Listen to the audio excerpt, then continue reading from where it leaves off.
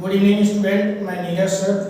Student, जैसा कि class 12 का सिलेबस बहुत तेज़ी से और बेहतरीन तरीके से और सारी चीज़ें, सारा कंटेंट जो है क्लियर करते हुए मैं आगे बढ़ रहा हूँ, इसलिए आप बिल्कुल जो है क्लास को एकदम मिस न करें, क्लास जरूर करें हमारा डेली।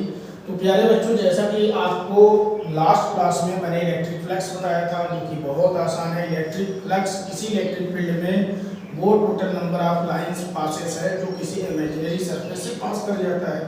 तो means electric flux is the total number of electric line that is the passes through any closed imaginary surface in electric field.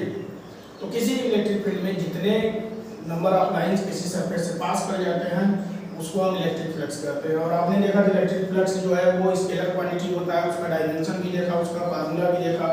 और इलेक्ट्रिक फ्लक्स किसके प्रोडक्ट के बराबर होता है? That is the product of electric field intensity and the surface area. Clear? आज का जो topic है वो गॉस लॉ है, गॉस थ्योरम जिसे कहा जाता है, या लॉ ऑफ इलेक्ट्रोस्टैटिक। ठीक है ना, गॉस लॉ ऑफ इलेक्ट्रोस्टैटिक के भी नाम से जाना जाता है।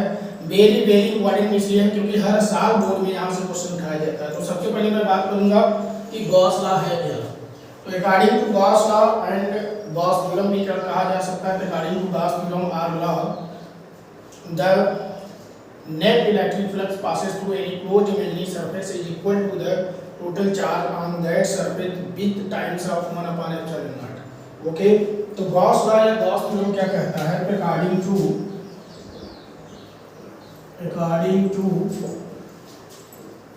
गॉस लॉ की बात किया जाए, जिसे गॉस थ्योरम भी कह सकते हैं, the net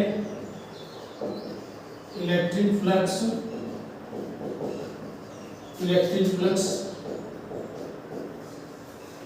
passes through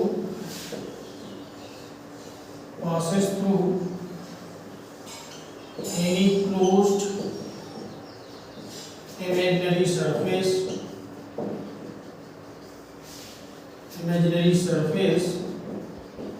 is equal to the, किसके इक्वल होता है? is equal to the total charge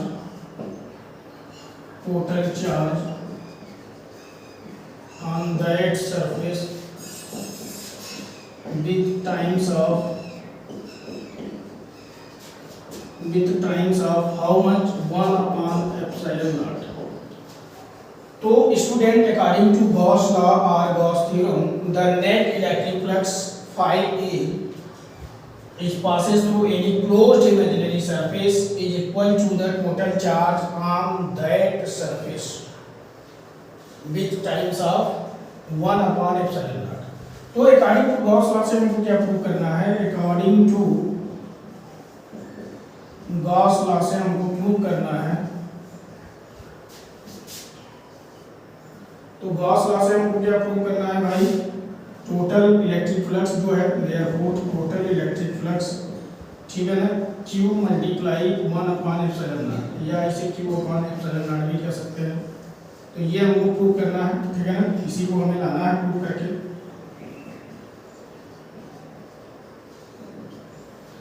और देखो भाई, इसमें अब इसको कैसे प्रूव करेंगे? तो सबसे पहले अगर बात किया जाए, जैसे सपोज कोई पॉजिटिव पॉइंट चार्ज है, सपोज कोई positive point charge that is the placed or located or situated at the centre of, तो मतलब सपोज करो कोई प्लस पॉइंट चार्ज है जो कि ऐसे ही समझो कि वो एक सेंटर पर है। तो therefore due to this positive charge electrostatic field around that, तो उस प्लस चार्ज के कारण उसके चारों तरफ क्या होगा? इलेक्ट्रोस्टैटिक यूनिफॉर्म इलेक्ट्रिक फील्ड होगा।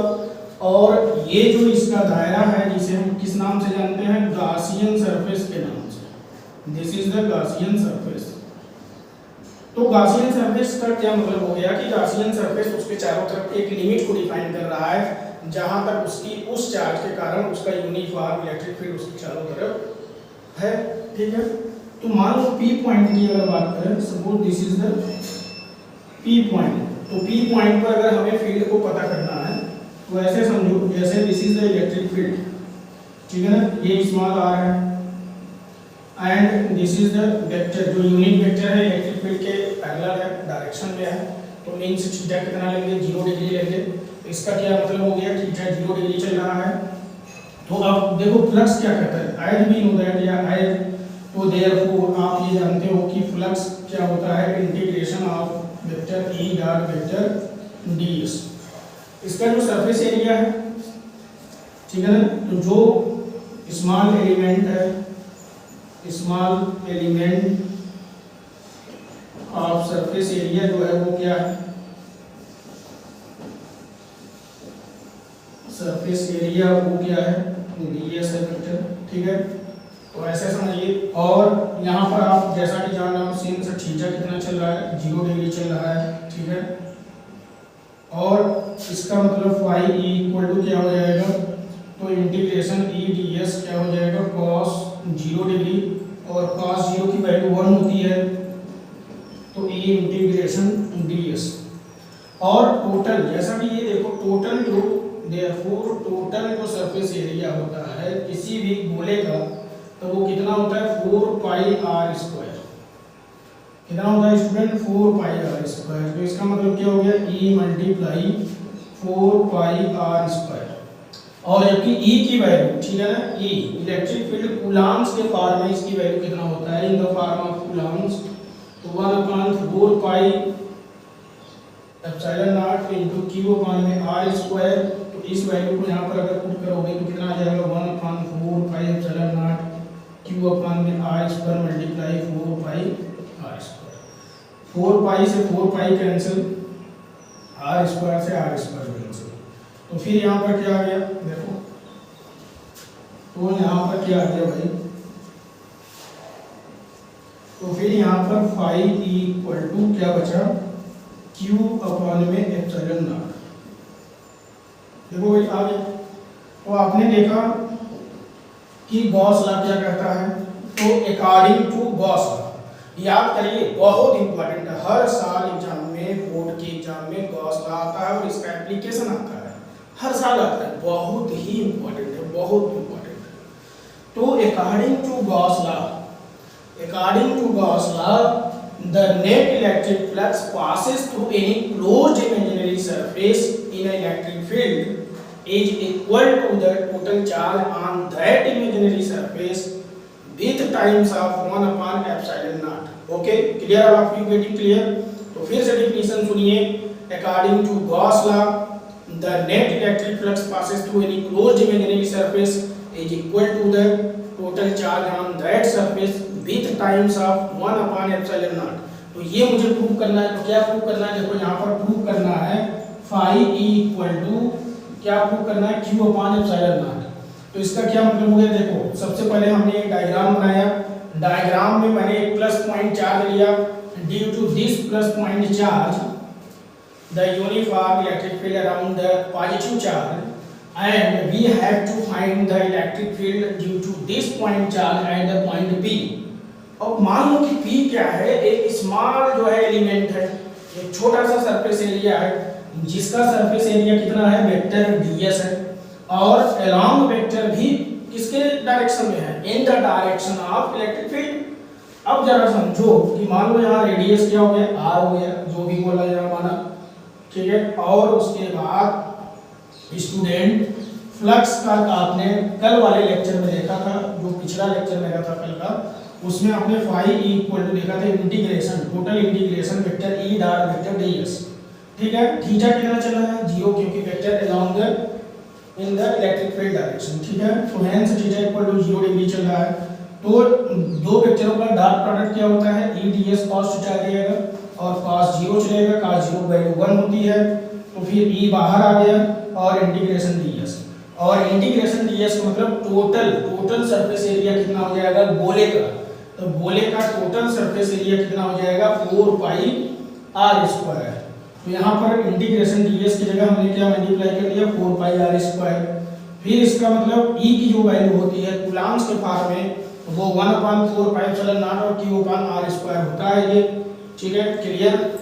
फिर ये वैल्यू मैंने यहाँ ई के प्लेस पर रख दिया, ये वाली वैल्यू, तो फिर ये 1/4 pi epsilon not Q upon R square multiply 4 pi are square, तो 4 पाई से 4 पाई, आर स्क्वायर से आर स्क्वायर कैंसिल, तो फाई ई इक्वल टू कितना मिल गया, Q upon epsilon nought, hence proof. और ये आपका प्रूफ हो गया, क्लियर स्टूडेंट? हर साल आता है मेरे भाई, हर साल गॉस लॉ और उसका एक एप्लीकेशन हर साल बोर्ड में आता है, हर साल। ये देख लीजिए, इस साल 2024-25 वाले बोर्ड एग्जाम में भी गॉस लॉ और उसका एक एप्लीकेशन आएगा, ये आप तय कर लीजिए। All of you getting clear? तो स्क्रीनशॉट आप ले लीजिए स्टूडेंट, स्क्रीनशॉट आप ले लीजिए। इसीलिए मैंने कहा ना कि मैं जितना भी टॉपिक एक क्लास में पढ़ाता हूँ वो छोटा है, लेकिन उसमें बहुत बड़ी बात है और बहुत बड़े तरीके से उसको पढ़ाया जा रहा है। बड़ी कॉन्सेप्ट लेकर उसे आया जाता है, कॉन्सेप्ट का कोई कोना नहीं बचता है और आपको उसे तैयार करना है, आपको उसे तैयार करना है। मेरे तरीके से आप घर पर बैठिए, जैसे मैंने आपसे कहा कि बेटा छोटा ही चीज़ पढ़ाया जा रहा है, कंटेंट छोटा लेकर आ रहा हूँ, लेकिन बातें बड़ी बताई जा रही है, तो मतलब आपको उसे एक दिन में ही क्लियर कर लेना है, उसे कल के लिए मत छोड़िए। ठीक है? अगर आपका विश्वास है मेरे साथ तो उसे आज क्लियर करिए, जो भी आज पढ़ाया जा रहा है आज, जो कल पढ़ाया जाएगा कल, आप तैयार रहिए एकदम उसको तैयार करके। तो प्यारे स्टूडेंट मेरे साथ लगे रहिए, अपने फ्रेंड को भी शेयर करिए, अपने जो भी फ्रेंड हैं, जो भी जानकारी है कि ये लड़का 12th में पढ़ रहा है, तो प्लीज़ उनको शेयर करिए मेरा लिंक, और जिससे कि वो भी चैनल को सब्सक्राइब करें और जिससे जो भी क्लासेस चलेंगे उन्हें नोटिफिकेशन मिलता रहेगा। तो आज का गॉस लॉ आप एकदम तैयार रखिए। नेक्स्ट क्लास में हम डिडक्शन ऑफ गॉस लॉ और इसका एप्लीकेशन पढ़ाएंगे और आप जरूर पढ़िएगा, जरूर पढ़िएगा, हर साल आता है। Okay student, bye all of you.